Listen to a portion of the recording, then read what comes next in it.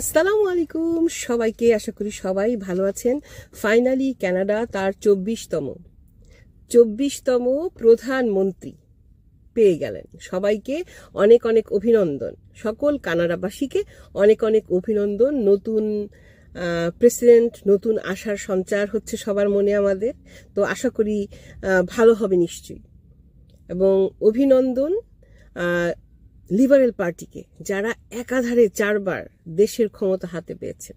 আশা করি এর সদ্ব্যবহার করবেন। এবং অভিনন্দন মার্ক কার্নিকে, যিনি নতুন প্রধানমন্ত্রী পদে অধিষ্ঠিত হয়েছেন। মার্ক কার্নির কথা যদি একটু বলি, 59 বছর বয়সী একজন অর্থনীতিবিদ।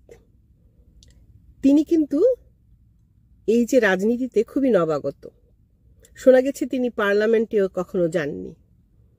তিনি ব্যাংক অফ ইংল্যান্ডের গভর্নর ছিলেন, তিনি ব্যাংক অফ কানাডার গভর্নমেন্ট ছিলেন।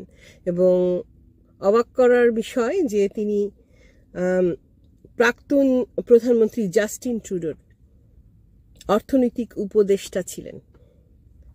তো তার জন্য এই ব্যাপারটা খুব চ্যালেঞ্জিং হবে।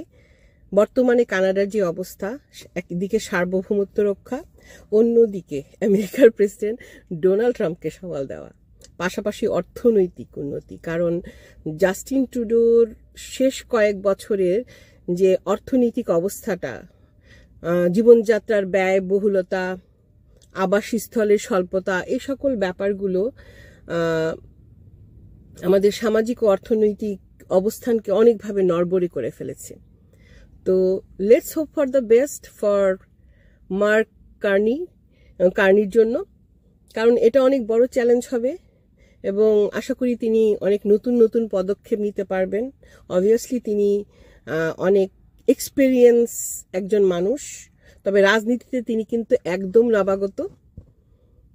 একদিক দিয়ে আমার মনে হয় যে এটা তার জন্য অনেক বড় চ্যালেঞ্জ, অন্যদিকে আমার মনে হয় যে আশা করি নতুন কিছু আইডিয়া দেখবো আমরা, নতুন কিছু ইমপ্লিমেন্ট দেখবো, নতুন কিছু এক্সিকিউট করবেন তিনি, যা তিনি তার বিগত বছরে অর্জন করেছেন। যখন তিনি জাস্টিন ট্রুডোর অর্থনীতিবিদ ছিলেন, তখন আমরা অনেক সময় হয় না যে ব্যর্থতা থেকে কিছু অভিজ্ঞতা অর্জন করি। তো যাই হোক, আবারও অনেক অনেক অভিনন্দন মার্ক কার্নিকে। ওই আগে বলেছি let's hope for the best. আশা করি তিনি আমাদের কানাডার জন্য সুবাতাস বয়ে নিয়ে আসবেন, কানাডাকে সর্বক্ষেত্রে সর্বদিক দিয়ে স্ট্রং করবেন, দেশের সামাজিক অর্থনৈতিক অবস্থার উন্নতি ঘটাবেন। আল্লাহ হাফেজ সবাইকে। আসসালামু আলাইকুম ওয়া রাহমাতুল্লাহি ওয়া বারাকাতুহু।